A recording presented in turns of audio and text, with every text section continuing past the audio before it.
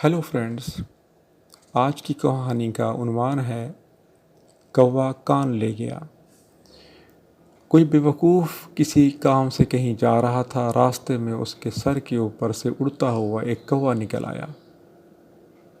एक दूसरा होशियार शख्स जो उसके साथ साथ चल रहा था अहमक शख्स से कहने लगा, दोस्त, कौवा तेरा कान ले गया।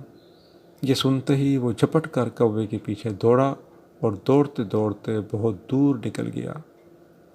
कुछ लोगों ने जब उससे कौवे के पीछे दौड़ने का सबब पूछा तो उसने कहा, कौवा कान ले गया है इसलिए इसका पीछा कर रहा हूँ। उस शख्स ने कहा, तुम्हारे तो दोनों कान हैं, तीसरा कान कहाँ था जिसे कौवा ले गया? तब उसने अपने दोनों कान अपने हाथ से टटोले तो बहुत शर्मिंदा हुआ। तो इस कहानी का मतलब ये है कि बाज़ औक़ात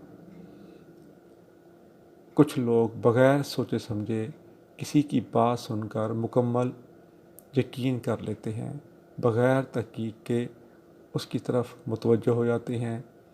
तो इस मौके पर ये कहानी सुनाई जाती है या इसकी मिसाल दी जाती है।